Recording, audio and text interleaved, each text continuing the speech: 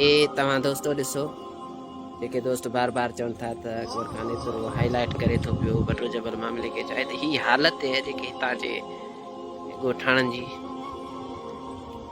हे परियां हू घर आहिनि ॿिया ठीकु आहे। ऐं ही साम्हूं तव्हांखे ॾिसण में अचनि था तेल ऐं गैस जा ज़ख़ाइर जेके साम्हूं तव्हांखे कंपनी ॾिसण में ईंदी हे तव्हां ॾिसो था। हाणे अहिड़ा तक़रीबन 15 तेल ऐं गैस जा खूह आहिनि। हे हिकिड़ो हिते आहे, ॿियो हितां तव्हांखे टावर ॾिसण में ईंदो, इहो टावर ॿियो हिते आहे ठीकु आहे। हितां तेल ऐं गैस दरियाफ़्त थिए थो। त हाणे इन खां बाद में तव्हां हितां जा जेके मारवाड़ा आहिनि जेके इलाइक़े जा वारिस आहिनि असांजा सिंधी ॿाहिरि उन्हनि जे तव्हां ही हालत ॾिसो सम्झो त हिननि जे घरनि जी छा हालत आहे हे तव्हां ॾिसो। ऐं ही जेको असांजो नौजवान ज़ख़्मी थियो कंपनी वारनि ज़ख़्मी कयो उहो अॼु माज़ूरी वारी हालत में पियल आहे, महीनो गुज़री वियो आहे, केरु हिन जी हेल्प करण लाइ तयारु कोन्हे। ऐं ॿियो हिन जो भाउ जेको हो ज़हनी मरीज़ आहे उनजी टंग तां ॾिसो हिकु बीमारी में वठिजी वई आहे, लेकिन हुननि वटि मतिलबु कंहिं बि इलाज लाइ पैसा कोन्हनि, कुझु बि कोन्हे, ही तव्हां ॾिसी सघो था।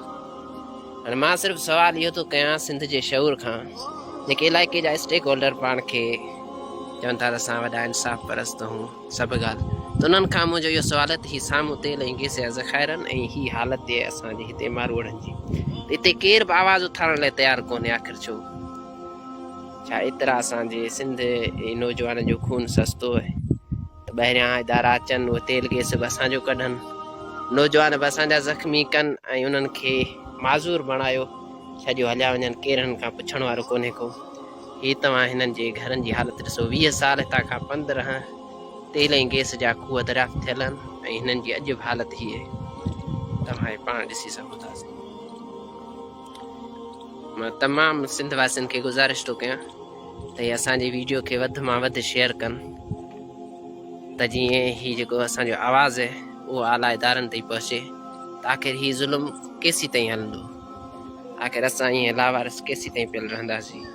केरु कंहिं पिनियारो असां ॾे कोन आयो बाबा, तोखे छा तकलीफ़ आहे, तोखे छा तोखां हादसो बि करे विया पर कुझु बि मतिलबु मदद करण लाइ तयारु कोन्हनि। का शइ न दबाणे तोखां ही तुंहिंजो वाक़ियो थियो आहे, 5 रुपया तूं ग़रीब खे वञी का पटी करा। हे ॿियो नंढड़ो बि तव्हांजो आहे, हे जेको पियो आहे असांजो दरवेश आयो बि असांजो पंहिंजो आहे, भाउ जो पुटु आहे, भाटियो हिन जे इलाज जा बि तव्हां वटि हैसियत कोन्हे जो हुनजो इलाज करायो। गरीब बताया यार मुझे असां वटि ॿियो आहे कुझु। हे ना जेको खूह है उहो छा जो जेको हितां खूह गैस जो आहे असांजी ज़मीन में लॻल आहे, इहो गैस हितां निकिरे थो, घणा साल थिया आहिनि इहो गैस निकिरे? 25 साल थी विया। हेॾां जेको ॿियो खूह है उहो ये ॿई गॾु ने, हिकिड़ो पोइ निकितो आहे, हिकिड़ो अॻ में निकितो आहे। तव्हांखे हिन मां कुझु ॾियनि कुझु रोज़? न असांखे हिन मां खूह मां कोन बाक़ी नौकरी जी वाहन खे मिले जो, असांखे उते बि कोन थो मिले। अच्छा, तव्हांखे कुझु बि मतिलबु मदद कोन था कनि? हितां जा भोतारनि खे मिले थो बसि। असां जहिड़ा ग़रीबनि खे 5 रुपया नथा ॾियनि मिली हिननि खे को इलाज करायूं, हाणे हू बि वीचारो जॾिरो आहे, असां ग़रीब